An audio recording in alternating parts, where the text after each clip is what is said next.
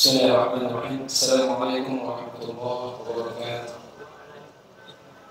Alhamdulillahirabbil alamin wa bihi nasta'in 'ala umuri dunya waddin. Asyhadu an la ilaha illallah wahdahu la syarika lah.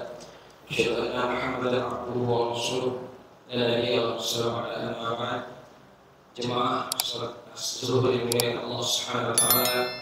Alhamdulillah, bersyukur kepada Allah atas segala nikmat yang Allah berikan. Allah berikan kita nikmat kesehatan, Allah berikan kita nikmat aman. Sementara sebagai saudara kita, mereka tidak mendapatkan keamanan itu, dan Allah berikan kita juga nikmat bisa makan.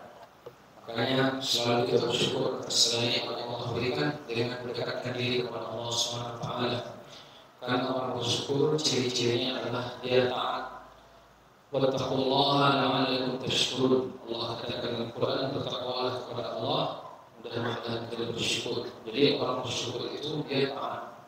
Kalau dia taat, berarti dia tidak bersyukur. La in syakartum la azidannakum. Kalau kalian bersyukur aku tambah nikmat. Wa la in kafartum inna 'adzabi lasyadid. Kalau kalian kufur maka azabku sangat pedih. Jemaah yang dimuliakan Allah, salawat dan salam semoga tercurah kepada kita Nabi Muhammad sallallahu alaihi wasallam. Sebagaimana pekan lalu atau beberapa hari lalu kita membahas tentang doa menjelang salat, yaitu doa yang selalu Nabi panjatkan kepada Allah Subhanahu wa taala. Dan ada seorang ulama namanya Imam Tawus, beliau ketika anaknya salat selesai salat kalau tidak membaca itu doa itu, maka beliau suruh ulang untuk salat kembali. Akhir salat kata beliau kepada anaknya, ulang salat kembali karena doanya tidak dibaca. Padahal hukumnya sunnah, cuma karena untuk tarbiyah atau pendidikan kepada anaknya, maka dia suruh anaknya ulang sholat, yaitu doa yang ketika seorang sahabat bertanya kepada Nabi SAW, ya Rasulullah, kapan doa itu betul-betul didengar oleh Allah? Ayo doa asma, kapan doa itu betul-betul didengar oleh Allah Subhanahu wa taala? Kata Nabi, fi dubur shalawatil maktubat. Yang pertama, fi jawfil akhir, dan yang kedua, dubur shalawatil maktubat. Di akhir malam, dan yang kedua di akhir sebelum salat, di akhir salat 5 waktu. Jadi jamaah yang dimuliakan Allah Subhanahu wa taala, dalam hadis dari Abu Hurairah, Nabi sallallahu alaihi wasallam minta kepada Allah perlindungan dari 4 hal. Allahumma inni a'udzubika min 'adzabi jahannam wa min 'adzabil qabri wa min fitnatil mahya wal mamat wa min syarri fitnatil masiihid dajjal. Kami rasa Bapak Ibu sudah hafal doa ini. Kalau ada yang belum hafal, maka segera hafalkan. Yang pertama kemarin, Allahumma inni a'udzubika min 'adzabi jahannam. Rasulullah saja mesti minta perlindungan agar diselamatkan dari azab neraka jahannam. Ya Allah, aku minta perlindungan kepadamu dari azab neraka jahannam. Sudah kita bahas kemarin bagaimana ngerinya neraka jahannam. Dalam satu hadis Nabi sallallahu alaihi wasallam mengatakan bahwa antara bahu ke bahu penduduk neraka jahannam itu jaraknya 3 hari perjalanan dengan kendaraan yang paling kencang. Yang mana badan mereka membesar, ketika masuk neraka badannya membesar. Kemudian gigi mereka, gigi geramnya sebesar gunung Uhud di neraka. Dan sudah kita jelaskan sebelumnya. Yang kedua, wa min 'adzabil qabri, berlindung daripada azab kubur. Azab kubur itu ada. Orang kalau dia masuk kuburan, ternyata dosanya banyak daripada kebaikannya, dia azab di kubur. Nabi pernah melewati 2 kuburan.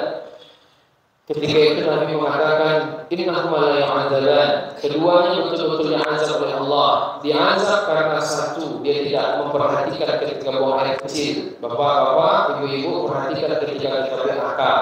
Karena kebanyakan orang masuk kubur dan diazab di kuburan karena tidak memperhatikan ketika buang air kecil. Yang satu lagi namimah, mengadu domba, dan banyak lainnya. Jadi yang kedua itu. Yang ketiga, wa min fitnatil mahya wal mamat, dari fitnah hidup dan fitnah mati. Fitnah hidup maksudnya apa? 2 hal, yaitu selamat dari musibah hidup. Ini maksudnya 2 hal, diri kita. Biar Allah selamatkan kita dari musibah-musibah, diri kita, keluarga kita, masyarakat kita. Kemudian fitnah hidup bisa juga maknanya diri, pertama dari diri kita secara dunia, hidup kan, dunia. Yang kedua yaitu dari fitnah terhadap agama kita. Dalam kehidupan jangan sampai agama kita bermasalah. Dalam memahami agama kita menyimpang. Akhirnya misalnya akidah dia Syiah menyimpang. Jangan sampai. Kemudian wal mamat, dan fitnah mati. Fitnah mati dari sekian pendapat ulama maknanya adalah fitnah ketika ujian di saat orang sakaratul maut, ketika Bapak Ibu sakaratul maut nantinya, ketika Bapak Ibu mau keluar dari jasad, itu kan naiknya ke atas, lepasnya kan dari kepala. Makanya kata Nabi, ketika orang meninggal, ketika itu organ tubuh yang paling setia dengan ruh kita adalah mata. Maka ketika nanti Bapak Ibu meninggal, ini matanya mesti ke atas nih semuanya, lihat ke atas. Kenapa? Ruh karena dicopot, ditarik dari bagian atas. Betapa sakitnya sakaratul maut dan semua orang merasakan itu. Jadi yang dimuliakan Allah Subhanahu wa taala, ketika kita menjelang sakaratul maut, itu biasanya setan mengganggu. Sebagaimana Imam Ahmad dikisahkan di saat beliau menjelang wafat, Imam Ahmad terkenal ulama ahlu sunnah, paling gigih membela sunnah. Makanya gelar Imam ahlu sunnah. Beliau ini imam mazhab yang keempat. Pokoknya di zaman dia yang paling mantap lah dari sisi keilmuan dan keimanan. Ketika beliau menjelang wafat Bapak Ibu, ternyata pas sakaratul maut setan datang. Anaknya di samping namanya Abdullah. Ketika itu Imam Ahmad mengatakan pergi sana. Dia nggak bilang ke anaknya, dia nggak bilang ke orang. Pokoknya dia melihat sesuatu. Dibilangnya pergi sana. Anaknya heran dan bertanya, wahai ayahnya, kenapa engkau mengatakan pergi? Gitu. Kata Imam Ahmad, barusan setan datang ke saya dan dia menggoda saya, memuji saya agar saya ujub, riak, bangga diri sehingga sombong. Ketika sombong datang, mana tahu matinya datang, gitu kan? Sehingga matinya su'ul khatimah dalam keadaan sombong. Sementara Nabi mengatakan khairul a'mal bil khawatim. Sebaik-baik amal di akhir dari hidup ini. Jadi kalau akhir hidupnya dalam keadaan maksiat, su'ul khatimah. Kalau akhir hidupnya dalam kebaikan, maka insya Allah dia husnul khatimah. Jadi datang setan ketika itu Bapak Ibu kepada orang yang mereka tidak wafat. Ketika orang tidak meninggal dunia, pas orang sakaratul maut, maka kita minta perlindungan agar Allah selamatkan kita dari gangguan itu dengan baca doa ini. Allahumma inni a'udzubika min azab jahannam, adzab qabri, fitnatul mahya wal mamat, fitnah hidup dan fitnah mati. Jadi ini salah satu maknanya pas sakaratul maut. Bapak-bapak belum pernah sakaratul maut ya, ibu-ibu kita tadi belum pernah ya. Nanti ada masalah kita akan merasakan itu ketika menjelang kita wafat, namanya nanti sakaratul maut. Sakarat artinya mabuk. Orang menjelang wafat biasanya mabuk, bukan minum tua, bukan minum apa segala macam. Memang kondisi pas mau pelepasan roh dari jasad kita. Bayangkan betapa ngerinya sakaratul maut. Kata para ulama, tidak ada musibah kengerian yang lebih ngeri dirasakan orang kecuali pas dia sakaratul maut. Makanya sekali aja ya, kalau udah lepas, dah mati, sabar ke dunia kan. Orang kalau dalam soal bahasa tidak ada ke dunia, tidak ada. Sebagaimana ada di video-video sekarang, ada orang dibunuh lalu tiba-tiba roh dia masuk ke jasad orang ngomong, tidak benar itu. Orang yang sudah mati masuk alam barzah. Dalam Quran Allah katakan orang kalau sudah masuk alam barzah dia minta balik ke dunia, tapi Allah tidak beri. Rabbi ketika itu dalam satu ayat Allah katakan hatta idza jaa ahaduhumul maut qala rabbi irji'un la'alli a'malu shalihan fima taraktu kalla innaha kalimatun huwa qailuha wa min wara'ihim barzakhun ila yaumi yub'atsun. Ketika kematian datang kepada kita lalu berpisah dengan jasad dan kita mati, kita minta balik ke dunia, Allah tidak izinkan. Tiba-tiba ada orang dibunuh, kemudian dia masuk ke tubuh orang, roh dia ngomong, itu nggak ada akidah yang begitu. Kalau pun ada, itu bisa jadi jin atau jin korin. Kita ini kan ada jin korin masing-masing. Jadi ketika mati, jin korin kita lepas. Maka dia bisa meniru, dia tahu kebiasaan kita, dan bisa jadi dia masuk ke tubuh orang dan dia ngomong ketika itu. Kan jin bisa masuk ke tubuh kita. Dan ketika itu Bapak Ibu yang paling mudah jin masuk tubuhnya itu perempuan biasanya. Tapi kalau ibu-ibu ini nggak ada lagi, dan tua-tua ini nggak mau jin masuk. Biasanya masih muda-muda, itu mudah jin masuk itu. Biasanya jin itu bisa masuk karena sedih sekali atau terlampau bahagia sekali, tidak bisa dia mengontrol perasaan. Ditambah pula nggak dekat dengan Allah, itu bisa jin itu masuk ketika itu. Makanya anak-anak SMP, SMA masuk kesurupan bisa. Tapi kalau udah tua-tua ada. Jadi jangan dimuliakan Allah Subhanahu wa taala itu keyakinan. Jadi orang kalau udah mati enggak bisa balik ke dunia ya. Maka daripada itu kita minta kepada Allah agar diselamatkan dari gangguan-gangguan ketika itu. Yang terakhir, wa min syarri fitnatil masiihid dajjal, dan minta perlindungan dari keburukan fitnah dajjal. Setiap rasul, setiap nabi, kata Rasulullah SAW, mengingatkan umatnya tentang kedatangan dajjal. Sejak zaman Nabi Nuh sudah diingatkan nanti ada dajjal. Sampai dari Nabi Muhammad, sampai hari ini 14 sahabat Nabi sudah wafat, dajjal tidak juga muncul-muncul.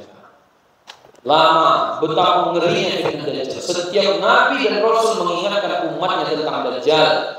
Dari zaman dulu sampai zaman umat Nabi Muhammad, sampai zaman Nabi Muhammad, dan sampai Nabi Muhammad wafat, sampai hari ini dajjal keluar juga. Ngerinya fitnah dajjal. Jadi jamaah dimuliakan, kata Rasulullah SAW, dajjal ini dia akan muncul di muka bumi selama nanti 40 hari. Satu hari pertama bagaikan 1 tahun lamanya, kedua sebulan, ketiga sepekan, hari keempat sampai 40 hari bagaikan hari-hari biasa. Jadi kurang lebih 400 harian dajjal ini di muka bumi. Dan dajjal dia akan semua dikelilinginya kecuali 4 yang gak bisa masuk. Yang pertama kata Rasulullah, Masjidil Haram, Masjid Nabawi, Masjid Aqsa Palestina, dan Masjid At-Tur di Mesir yang di saat Nabi Isa menerima wahyu. Di situ diatur. Ada masjid-masjid lain, musola hidayah, masjid yang lebih tinggi, dajjal datang. Jadi Bapak Ibu jemaah yang dimuliakan Allah Subhanahu wa taala, kita minta perlindungan kepada Allah Subhanahu wa taala dari fitnah dajjal ini. Jangan sampai kita berjumpa dengannya. Dan kalau sempat ada orang berjumpa dengannya, dia akan menghapuskan iman orang itu dan beriman kepadanya. Makanya namanya Al-Masih. Al-Masih itu kan artinya masalah. Masalah yang sah artinya mengelak, menyapu. Nabi Isa Al-Masih juga, cuman Nabi Isa ini dia menyapu. Ada orang mata buta disapunya pakai tangannya sembuh. Ada orang sakit dipegang diselap pakai tangannya sembuh. Jadi sama, Nabi Isa juga Al-Masih, Al-Masih Isa, Al-Masih Dajjal Al-Masih juga. Cuman Al-Masih maknanya di sini dia menghapus iman orang. Dan yang paling banyak nanti pengikut Dajjal adalah para wanita, kata Nabi sallallahu alaihi wasallam. Sampai dalam satu riwayat kata Rasulullah, kita jumpai hadisnya, sampai dan akhirnya nanti suami-suami atau anak laki-laki mengikat istrinya, mengikat saudari perempuannya, jangan sampai keluar rumah karena ikut nanti sama Dajjal. Karena Dajjal menjanjikan hal-hal yang nikmat-nikmat dan enak-enak, sementara perempuan biasanya suka yang begitu-gituan. Maka jemaah dimuliakan, mau laki-laki mau perempuan sama saja. Semua kita minta perlindungan kepada Allah dari fitnah Dajjal ini. Dan itu kita selalu baca sebelum kita salat, khususnya ketika sholat lima waktu. Mudah-mudahan Bapak Ibu hafal doa ini. Allahumma a'udzubika min adzabil jahannam, min adzabil qabri, wa min fitnatil mahya wal mamat, wa min syarri fitnatil masiihid dajjal. Kalau belum nanti bisa kami kasih tahu. Cukup sekian. Assalamualaikum warahmatullahi wabarakatuh.